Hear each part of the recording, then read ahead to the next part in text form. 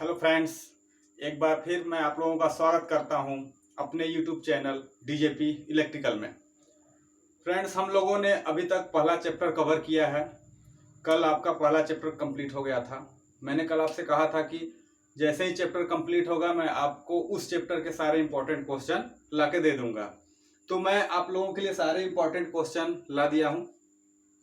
आप लोगों को क्या करना है कि एक फेयर कॉपी तैयार करनी है। प्रॉपर जितने लेक्चर हो रहे हैं उनका नोट्स बनाते हुए चलना है, और जैसे ही लेक्चर एंड हो रहा है पूरे टॉपिक का, आप सारे क्वेश्चन को नोट करके अपने से पूरा फेयर एक क्वेश्चन का आंसर तैयार करेंगे। इस क्वेश्चन का आंसर आप तैयार जब कर लोगे तो आप लोगों को खुद लगेगा कि हाँ, मैंने सारा चैप्टर पढ़ लिया है और इस चैप्टर जितने भी क्वेश्चन बनने लायक थे हमने उनको भी कर लिया है, और फुल कॉन्फिडेंस आप लोगों के अंदर आ जाएगा कि नहीं, अब इस चैप्टर से जितने भी क्वेश्चन आएंगे तो हम कर ले जाएंगे एग्जाम में, और इससे बाहर कुछ आने वाला है नहीं। बहुत करेगा, क्वेश्चन को इधर का उधर घुमा कर देगा, लेकिन क्वेश्चन वही रहेगा। ठीक है। दूसरा चीज मैं आप लोगों से बोलूंगा कि आप लोग यूट्यूब के सर्च बॉक्स में जाइए, डीजेपी इलेक्ट्रिकल सर्च कीजिए। जिन्होंने सब्सक्राइब कर लिया है उनको तो नोटिफिकेशन मिल जाता होगा हमारे लेक्चर का जब अपलोड होता है। जिनको नहीं पता है उनको आप लोग लिंक शेयर करिए, कॉपी करके भेज दीजिए उनको, और उनसे बोल दीजिए कि चैनल को सब्सक्राइब कर लें, ताकि आगे आने वाले जितने भी वीडियो हैं आप लोगों के वो क्या मिलते रहे, प्रॉपर नोटिफिकेशन उनका मिलता रहे। ठीक है। और एक चीज, आप जब लेक्चर का एंड हो रहा है तो एंड होने के बाद आपको लेक्चर कैसा लगा, अगर उस लेक्चर में कुछ और चीजें एडिट करने को हैं तो आप उसको बताइए, कमेंट बॉक्स में नीचे जरूर लिखिए, अपना फीडबैक दीजिए, जिससे कि मुझे भी पता चलेगा कि मैं जो आप लोगों के लिए पढ़ा रहा हूँ वो हेल्पफुल है या नहीं है। मैं अपनी तरफ से कोशिश करता हूँ कि जितनी इंपॉर्टेंट चीज़ें हैं मैं आपको मार्क कराते चला करूँ, और आप उन चीज़ों को ध्यान में रख के चलें। मैं अपने तरीके से पूरी कोशिश कर रहा हूँ कि आपको सारा कंटेंट फुल मिले, अच्छे से मिले। बस अब आप लोगों का काम है कि मुझे फीडबैक दें कि हाँ, ये कंटेंट आप लोगों के लिए यूजफुल है या नहीं है, आपको पढ़ने में मजा आ रहा है या नहीं आ रहा है। अभी तो हम लोग थ्योरेटिकल पढ़ रहे थे, अब आज से जो हमारा टॉपिक शुरू होगा अर्थिंग, वहां से हम लोग थोड़ा और अच्छी चीजों को पढ़ेंगे, थोड़ा और इंटरेस्ट आएगा पढ़ने में। ठीक है। तो आप जरूर एक काम करिए कि नीचे कमेंट बॉक्स में मुझे कमेंट करके बताइए, सर लेक्चर ऐसा लगा, ऐसा नहीं लगा। अगर कोई क्वेरी है तो आप हमारा टेलीग्राम चैनल भी ज्वाइन कर सकते हैं, डीजेपी इलेक्ट्रिकल के नाम से टेलीग्राम चैनल भी है। आप वहां पे भी क्या कर सकते हैं, क्वेश्चन पूछ सकते हैं, आपको कोई डाउट आ रहा है तो। ठीक है। तो आप एक काम करिए, सबसे पहले इन क्वेश्चन का स्क्रीनशॉट ले लीजिए और इन क्वेश्चन को आप लोग नोट डाउन कर लीजिएगा। उसके बाद हम शुरू करते हैं अपना अगला चैप्टर अर्थिंग। मैं आप लोगों को बता दूंगा कैसे लिखना है, ये देख लीजिए एक बार। जैसे पहला क्वेश्चन है कि विद्युत संस्थापन में आगणन मूल्यांकन से क्या अभिप्राय है। मैंने आपको बताया था कि आगणन और मूल्यांकन क्यों जरूरी है किसी काम को पहले शुरू करने से, तो उसको आप यहाँ पे मेंशन करोगे। इसके मुख्य तत्वों पर संक्षिप्त टिप्पणी लिखिए। उसके बाद आपको क्या करना है, लिखना है हेडिंग में प्रमुख तत्व, और जो मैंने आपको 9-10 एलिमेंट लिखवाए थे उनके बारे में बताया था कि ये होते हैं, उनके बारे में आप लिखोगे तो आपका एक लॉन्ग क्वेश्चन तैयार होगा। कम से कम ये क्वेश्चन आपका जाएगा 3 से 4 पेज में। ठीक है। दूसरा क्वेश्चन है मार्केट सर्वे। मैंने आप लोगों को मार्केट सर्वे में भी काफी अच्छा कुछ बताया है कि मार्केट सर्वे क्यों करते हैं, किस लिए होता है, इसके लाभ क्या है। तीन सारी चीजों को आप इस क्वेश्चन में लिखोगे। मैंने आपको टेंडर के बारे में बताया था, एक टेंडर का फॉर्मेट आपको तैयार करना है, जैसा मैंने आपको लास्ट टाइम पे बताया था। उस टेंडर पे आपको दिखाना कि हाँ, ये टेंडर का फॉर्मेट है। फिर आपको फोर्थ क्वेश्चन मिलेगा कि टेंडर और कोटेशन में बेसिक डिफरेंस क्या है। आप लोगों को मैंने बताया था कि टेंडर और कोटेशन में एक बेसिक डिफरेंस है। टेंडर क्या होता है, एक पत्रिका के माध्यम से या समाचार पत्र के माध्यम से पब्लिश किया जाता है, लेकिन कोटेशन में ऐसा नहीं होता। कोटेशन में कुछ गिने चुने लोगों को लेटर भेज दिया जाता है, वो आपकी कोटेशन में भाग ले लेते हैं। तो ये बेसिक डिफरेंस आप लिखोगे, और विभिन्न प्रकार की जो निविदाएं होती हैं, टेंडर कितने प्रकार के होते हैं उनके बारे में आप लिखोगे। कभी कभी क्वेश्चन इस फॉर्म में भी पूछ देता है, 4-5 पॉइंट आपको दे देगा, बोलेगा निम्न को परिभाषित कीजिए। अगर ये 5 नंबर में है तो आपको 1 पॉइंट कम से कम 2 नंबर लग लिखना होगा, यानी कि आधे पेज में। एक क्वेश्चन आपका आधे पेज में जाएगा तो 4-5 क्वेश्चन आपके 3-4 पेज में चले जाएंगे। ठीक है। जैसे बाजार मूल्य तथा उत्पाद मूल्य, इस पे आप अंतर लिखोगे। लाभ और हानि क्या है, इसको आप बताओगे। आकस्मिक व्यय क्या है, इसको आप बताओगे। परिनिरीक्षण प्रभार तथा ऊपरी प्रभार क्या होता है, आप इसको बताओगे। श्रम एवं श्रम मूल्य से आप क्या समझते हैं, इसको आप बताओगे। तो मैंने लगभग सारी चीजें ही आप लोगों को बता रखी हैं और उन्हीं में से क्वेश्चन पुटअप हुआ है। तो आप उम्मीद करता हूं कि अच्छे से क्वेश्चन कर ले जाओगे। ठीक है, तो चलिए शुरू करते हैं नेक्स्ट चैप्टर, अर्थिंग।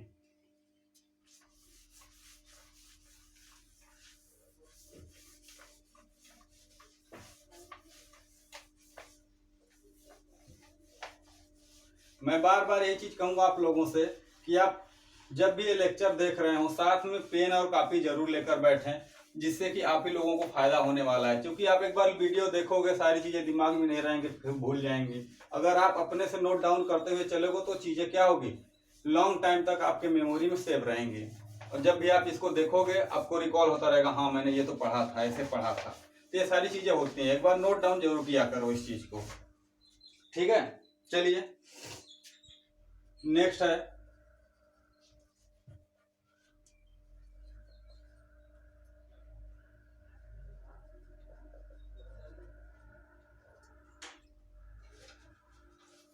चलिए सीधा हेडिंग डालते हैं हम लोग, अर्थिंग।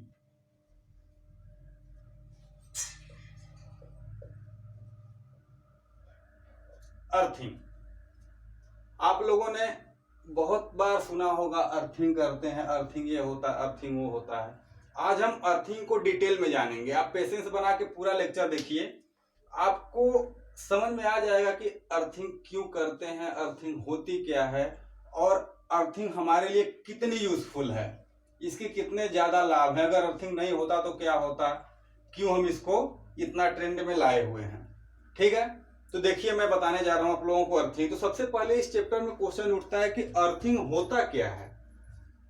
बेसिकली अर्थिंग होता क्या है, तो देखिए होता क्या है कि आपका मान लेते हैं कोई इलेक्ट्रिकल इक्विपमेंट्स ये है। अगर मान लेते हैं ये मोटर ही है या जनरेटर है या कोई भी इलेक्ट्रिक इक्विपमेंट्स है आपका ये, इसमें क्या होगा, इंटरनल वायरिंग होगी, कॉइल होगा जिसपे ये वर्क करेगा, और एक आपका नॉन कंडक्टिंग मतलब नॉन करंट कैरिंग आपका एक मेटेलिक बॉडी होगी, यानी जिसमें करंट फ्लो नहीं करेगा। इससे आपका ये पूरा सेगमेंट बना है।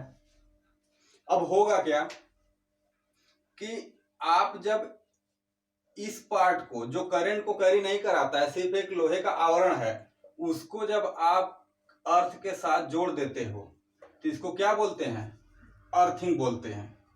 क्या बोलते हैं, अर्थिंग। तो लिखेंगे इसकी डेफिनेशन ये कि किसी भी इलेक्ट्रिक इक्विपमेंट्स को एक शून्य प्रतिरोधी या लगभग शून्य प्रतिरोधी तार, या इसको बोल सकते हैं कि बहुत कम प्रतिरोध वाले तार के साथ मशीन के धारा वहन न करने वाले धातु भाग को धरती के साथ जोड़ना क्या कहलाता है, अर्थिंग कहलाता है। एक बार फिर से सुनिएगा, किसी भी इलेक्ट्रिक इक्विपमेंट्स के धारा वहन न करने वाले भाग को एक निम्न प्रतिरोधी तार के द्वारा पृथ्वी के साथ जोड़ने को क्या कहते हैं, अर्थिंग कहते हैं। जनरल टर्म में आप समझ लीजिए कि कोई भी एक बॉडी है, उसको हम क्या कर देंगे, बहुत ही कम प्रतिरोध तार के साथ हम ग्राउंड कर देंगे। इसमें बहुत कम प्रतिरोध तार मतलब आर लगभग आपका जितना जीरो होगा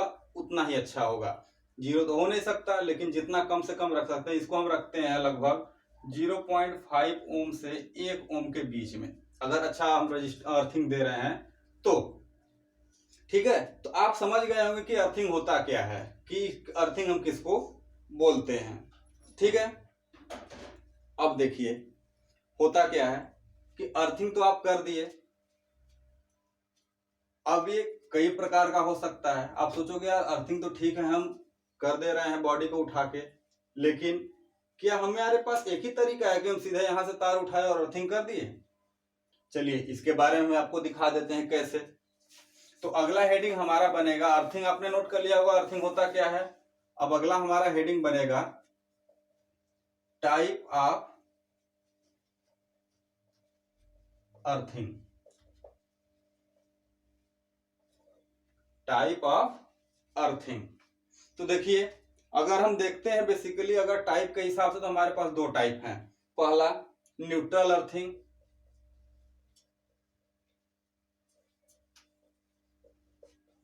पहला कौन सा? Neutral earthing. दूसरा क्या है? Equipments earthing. इक्विपमेंट्स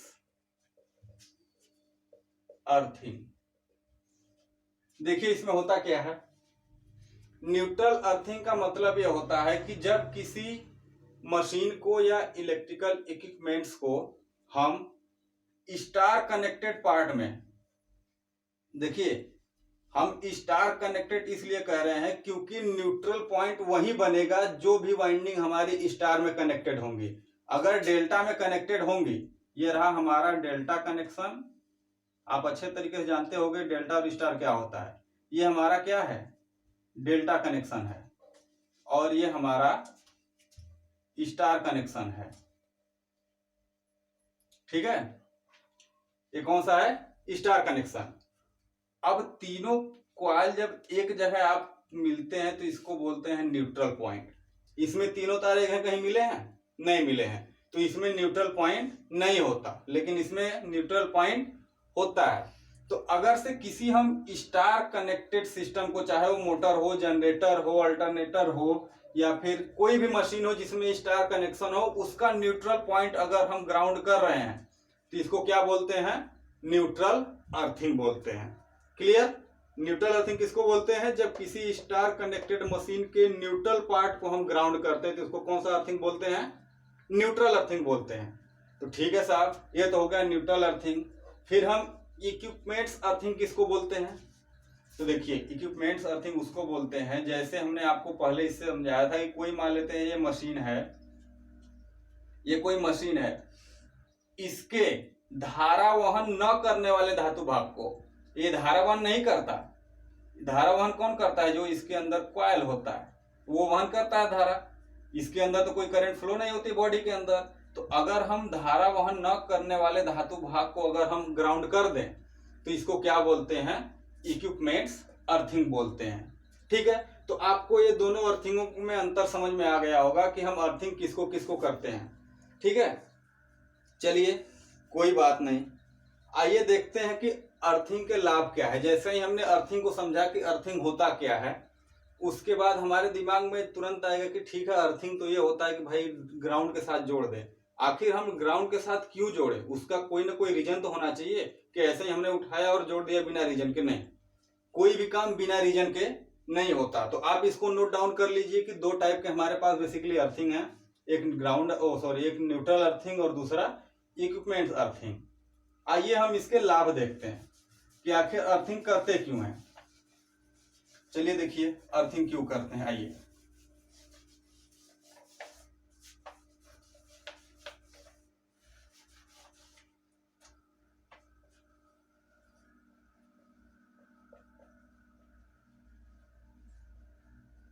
अर्थिंग के लाभ क्या क्या है। पहला देखिए क्या लाभ होता है, नोट करिएगा कि अर्थिंग के द्वारा विद्युत उपकरण पर कार्य कर रहे ऑपरेटर को विद्युत के झटके लगने का डर कम हो जाता है, या विद्युत के झटके लगने का डर नहीं रहता है। इसका क्या मतलब हुआ?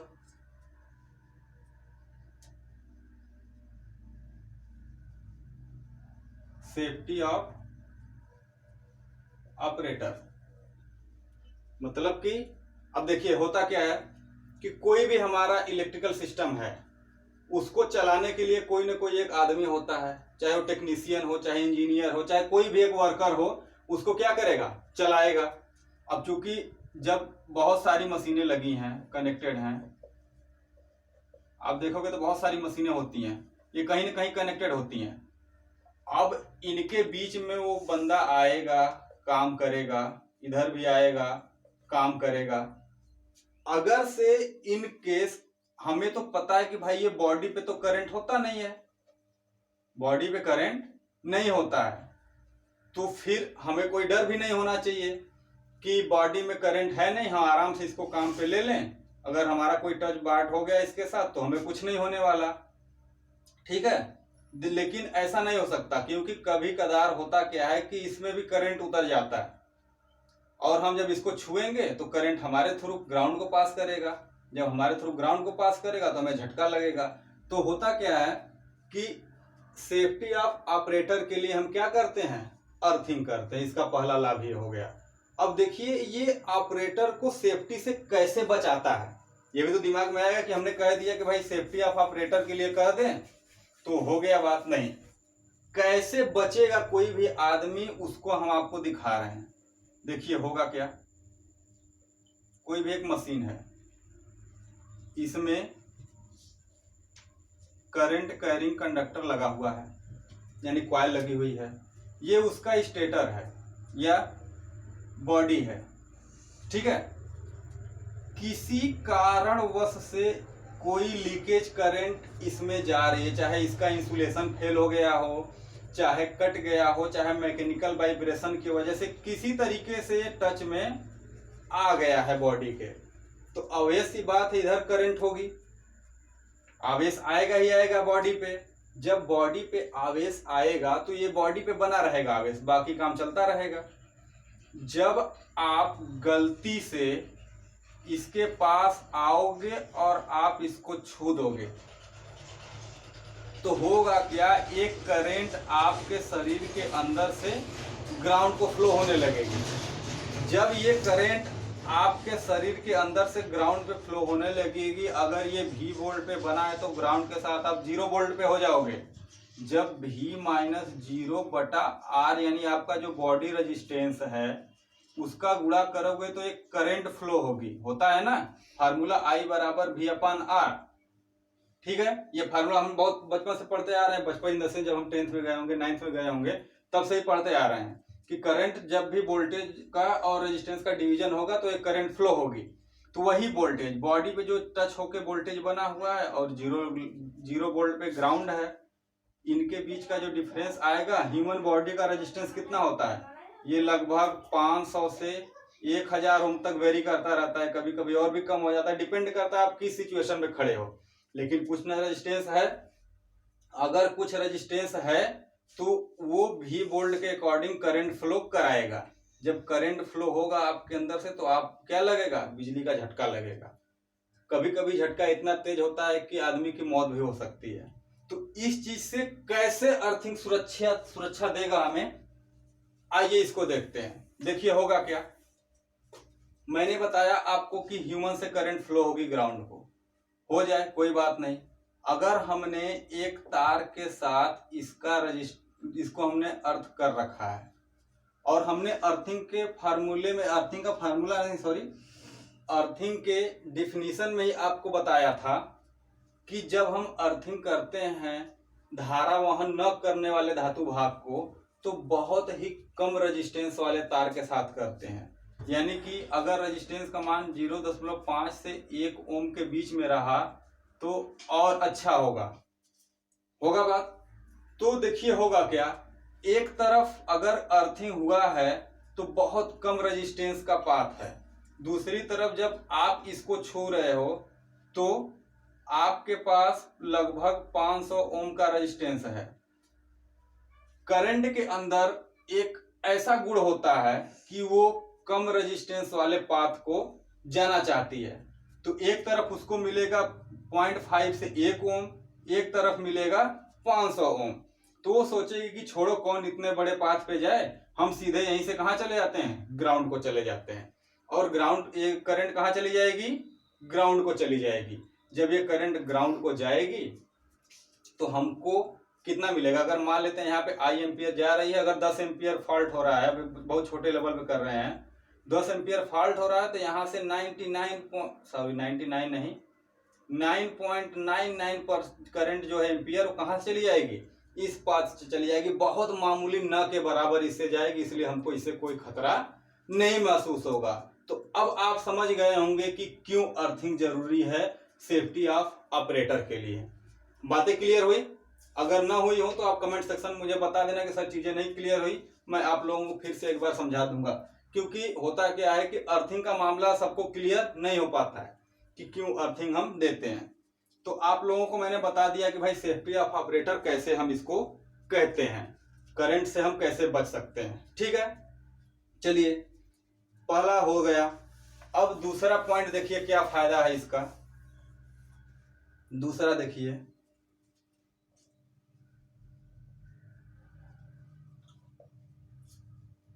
Safety of equipments.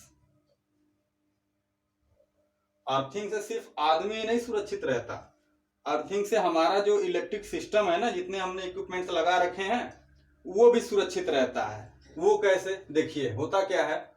अगर इसका भाई आप डेफिनेशन लिखना चाहो तो लिख लो पहले एक बार। देखिए दूसरा लाभ ये है कि अर्थिंग द्वारा विद्युत उपकरणों को हाई वोल्टेज सर्ज से बचाया जा सकता है।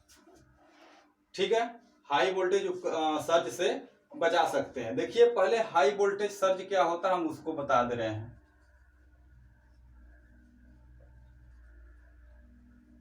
High voltage surge, high voltage surge आपने देखा होगा कि आपकी लाइट ऐसे जा रही है, ठीक है, आपके सिस्टम पे, यहां मान लेते हैं सब स्टेशन है, जा रही है, अचानक से मान लेते हैं ये कितने की 220 केवी की लाइन है, केवी की लाइन है, अचानक से आकाशीय बिजली गिरी इस पे और यहाँ का वोल्टेज अचानक से 220 केवी के बजाय 250 केवी, 300 केवी या इससे भी ज्यादा हो गया। वो तो डिपेंड करता है कितनी तगड़ी बिजली गिरी है। जब इतना अधिक वोल्टेज हो गया, हमने सिस्टम लगा रखा है कि 220 केवी के लिए सही है, बहुत करेगा 230 केवी झेलेगा, 225 केवी झेलेगा, इससे ज्यादा झेलेगा नहीं, तो हमारा मशीन क्या हो जाएगा, फेल हो जाएगा। और जब मशीन फेल होगा तो सारे के सारे मशीन फूक जाएंगे, क्योंकि सिस्टम क्या होता है, बहुत ज्यादा महंगा होता है, अगर फूक गया तो काम गड़बड़ा जाएगा। तो इस चीज से बचने के लिए भी हम क्या करते हैं, अर्थिंग करते हैं। होगा क्या, जब अचानक से वोल्टेज बढ़ेगा तो बढ़ा हुआ वोल्टेज या तो ग्राउंड को चला जाएगा या फिर मतलब ग्राउंड को ही जाएगा, या फिर क्या सीधा सीधा कहाँ जाएगा, ग्राउंड को ही जाएगा। तो हमारा सिस्टम क्या हो जाएगा, बच जाएगा। तो हम सीधे सीधे शब्दों में ये कह सकते हैं कि अर्थिंग जो है ऑपरेटर की सेफ्टी के साथ साथ मशीनों को भी बचाती है हाई वोल्टेज से। ठीक है, तो दोनों का हमने मतलब समझ लिया। अब आप ये मत कहना कि सर यहाँ पे लाइटनिंग अरेस्टर लगाते हैं वगैरह लगाते हैं, ये सारा का सारा काम सिर्फ ग्राउंड में भेजने को ही करते हैं। अगर लाइटनिंग अरेस्टर आपने देखा होगा तो होगा क्या कि जब अचानक से वोल्टेज बढ़ता है तो उसमें जो मटेरियल लगा होता है वो कंडक्टर बन जाता है, कंडक्टर बन के ग्राउंड को पास करा देता है। फिर जैसे ही वोल्टेज नॉर्मल होता है फिर वो ओपन हो जाता है। तो ये सारा काम क्या करता है, ग्राउंड को ही करता है, सारा फंक्शन ग्राउंड में हो जाता है। तो इस चीज से आप समझ गए होंगे कि ऑपरेटर के साथ साथ इक्विपमेंट्स की भी सुरक्षा हम कर सकते हैं अर्थिंग देकर। ठीक है, चलिए हमने हाई वोल्टेज सर्ज आप लोगों को नहीं बताया। जब हाई वोल्टेज अचानक से बिजली गिरती है तो वोल्टेज का मान अचानक से बढ़ जाता है, उसी को क्या बोलते हैं, high voltage surge.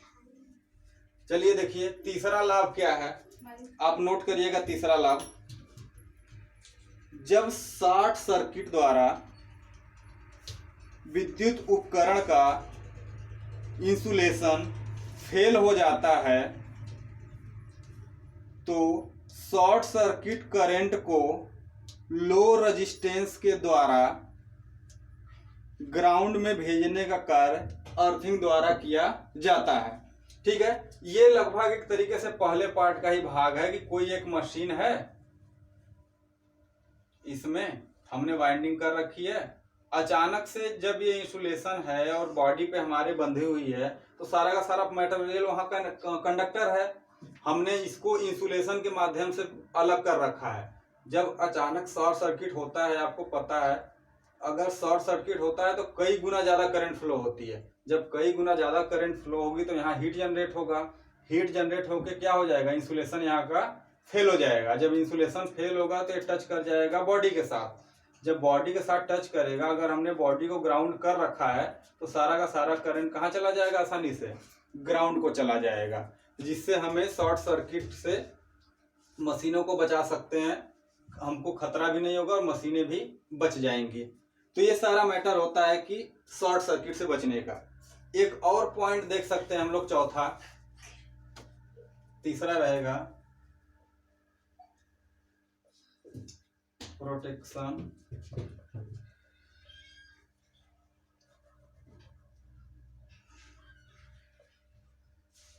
Of short circuit.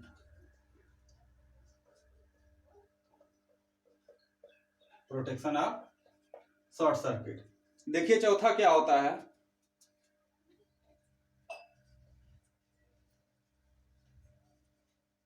Operation of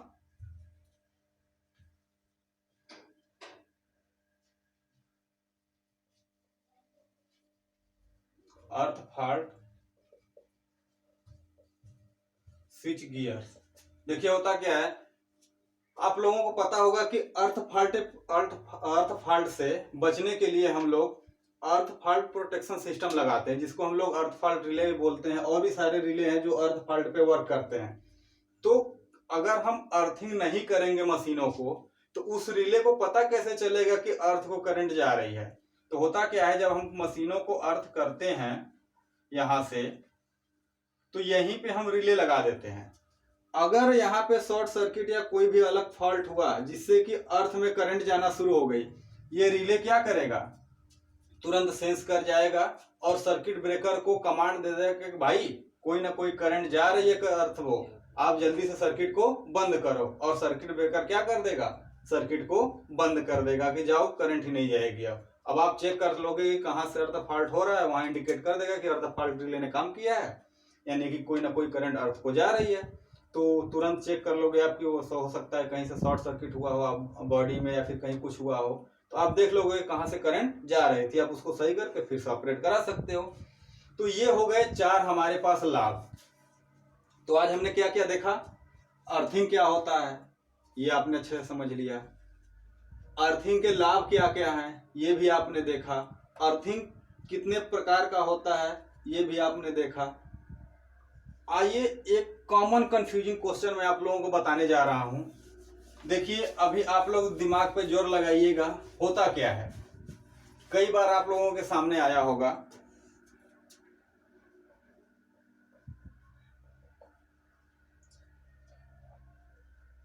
earthing versus neutral. याद आया कुछ? अर्थिंग न्यूट्रल एक ही चीज है या दोनों अलग अलग हैं? अगर एक ही है तब तो हम इसको अर्थिंग वर्सेस न्यूट्रल लिखते ही नहीं अगर एक होता तो। अगर अलग अलग हैं तो किस प्रकार ये अलग अलग हैं ये आप लोगों को आज जानने को मिल जाएगा। क्योंकि बहुत सारे लोग कंफ्यूज रहते हैं कि यार ये एक ही है या अलग अलग है, या अलग है तो कैसे अलग है, ये सारी चीजें होती हैं। आप लोगों के दिमाग में भी आ रहा होगा यार कैसे हो गया, ये अलग है कि नहीं है। तो आइए मैं आप लोगों को इस कंफ्यूजन को क्या कर देता हूं, दूर कर देता हूं। देखिए होता क्या है, अर्थिंग और न्यूट्रल का बेसिक डिफरेंस यही है कि परिभाषा से ही। देखिए अगर ये कोई हमारा, और बड़ा बनाते हैं, कोई मशीन है, ठीक है, सिंगल फेस की मशीन है, इसमें हम फेस और न्यूट्रल देते हैं तो ये वर्क करता है, ठीक है। फेज और न्यूट्रल हमने दिया तो ये वर्क कर रहा है। इसको हमने कर दिया है अर्थ। तो यहां जो कॉइल होगी एक अर्थ से जुड़ी होगी, एक फेज से, सॉरी एक न्यूट्रल से जुड़ी होगी, एक फेज से, और अर्थ से कौन जुड़ा होगा, बॉडी जुड़ा होगा। तो यहीं से डिफरेंस निकल के चला आएगा कि न्यूट्रल जो होता है वो फेज के साथ सर्किट कंप्लीट करने का काम करता है। यानी कि अगर आई करंट इसमें गई कॉइल में तो कहीं से न कहीं से वापस आएगी। तो किसके माध्यम से आएगी, न्यूट्रल के माध्यम से आएगी, अर्थिंग के माध्यम से नहीं आएगी। पहला क्लियर हो गया। अब देखिए अर्थिंग क्या है।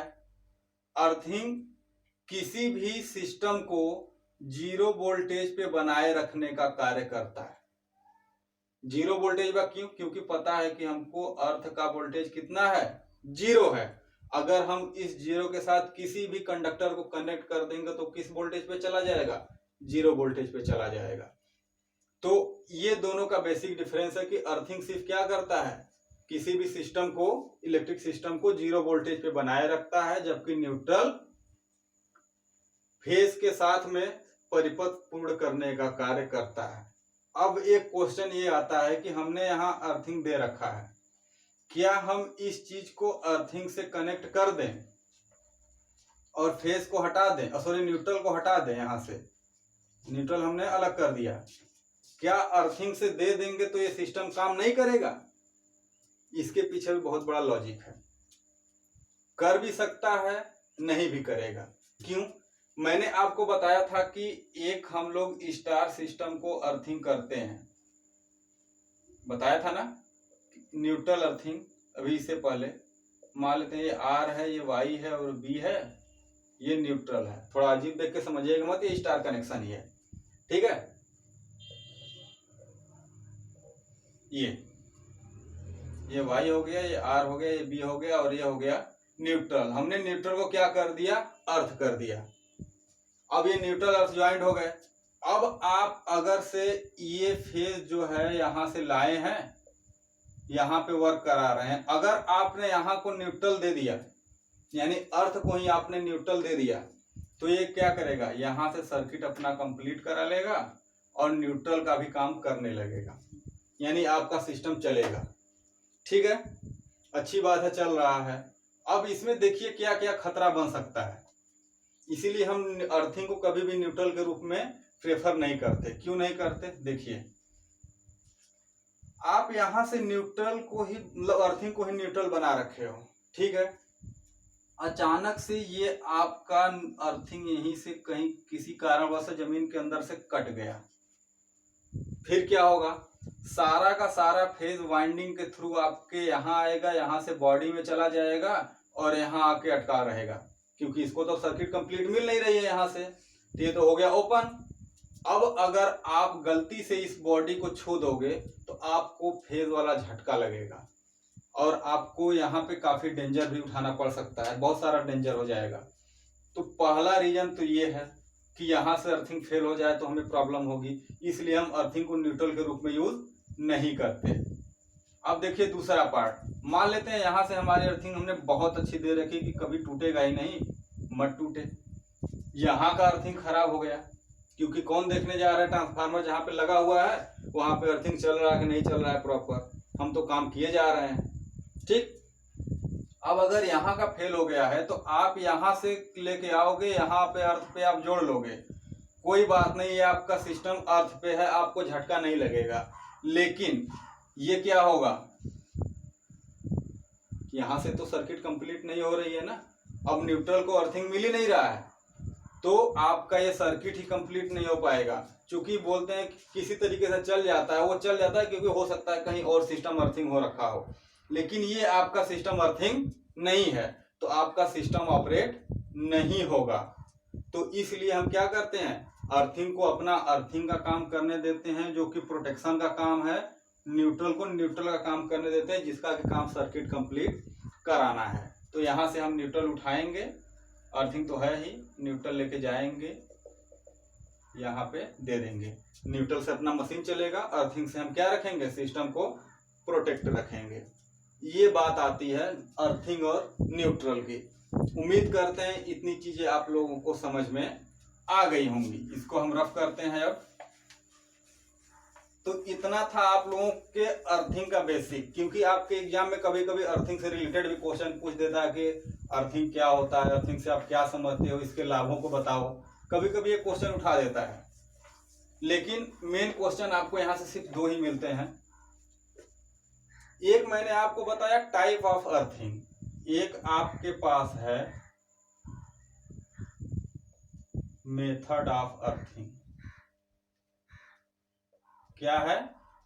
Method of earthing. Type of earthing में तो आप ये ने देखा कि किस तरीके से अर्थिंग को कर सकते हो, यानी कि आपके पास अर्थ ऑलरेडी हो रखा है, आप सिर्फ इस तार को, अर्थ को ले जाके सिस्टम को किस प्रकार से जोड़ सकते हो, ये आपने देखा। लेकिन अब हम बात करेंगे कि नीचे अर्थिंग कैसे करेंगे।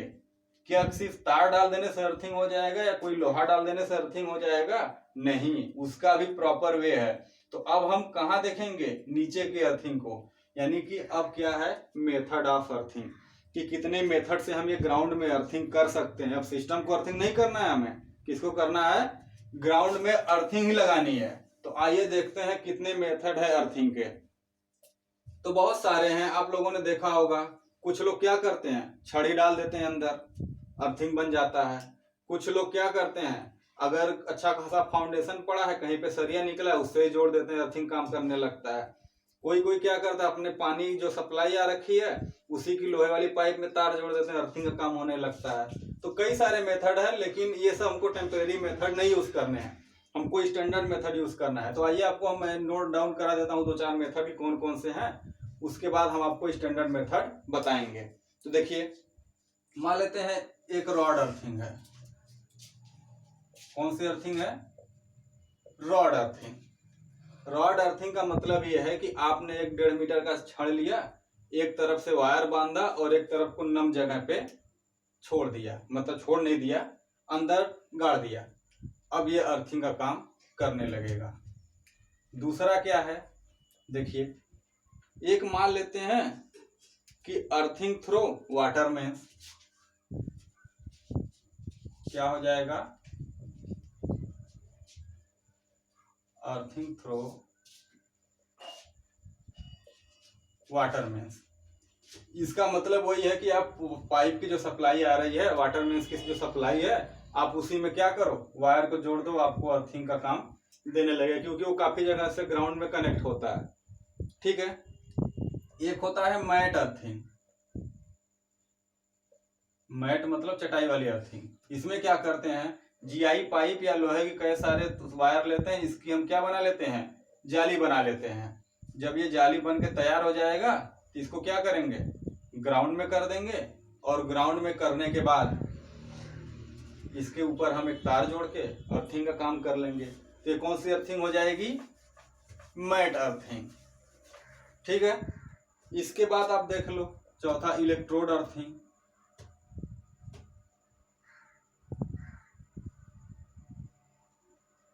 इलेक्ट्रोड अर्थिंग में क्या है, इसमें भी सिंपल एक इलेक्ट्रोड लेंगे, छड़ की तरह ही, जैसे रॉड हमने लिया था ऐसे एक इलेक्ट्रोड लेंगे, उस इलेक्ट्रोड को ग्राउंड में करके हम लोग क्या कर लेंगे, अर्थिंग का कनेक्शन ले लेंगे। देखिए पांचवा क्या होगा, पाइप अर्थिंग।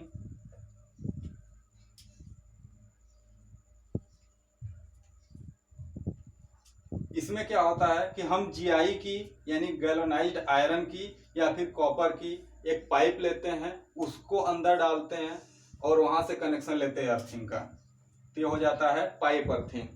एक है प्लेट अर्थिंग।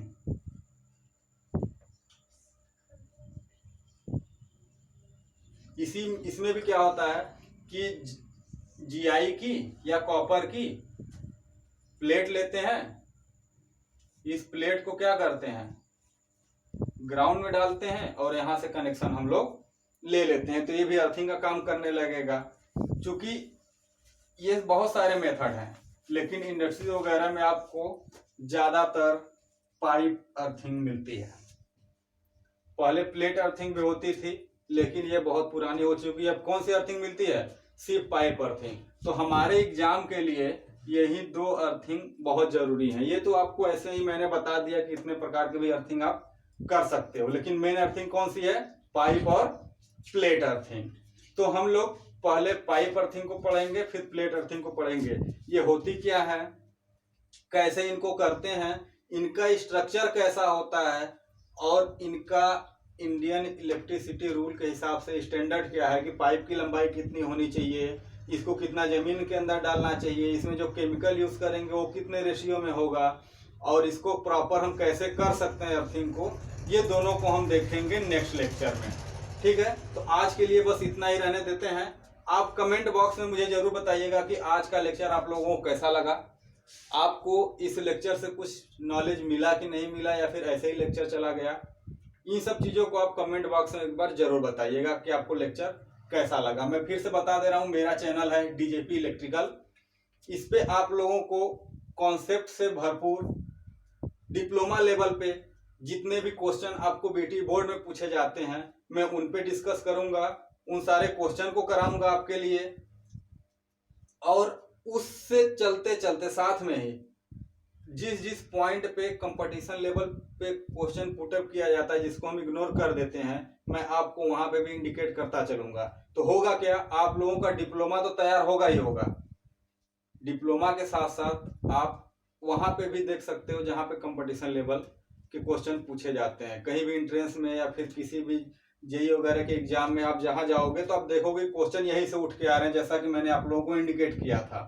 अब आपको सिर्फ नॉन टेक्निकल की तैयारी करनी रह जाएगी। तो आपके टेक्निकल के लिए तो काफी अच्छा मैं लेके आऊंगा।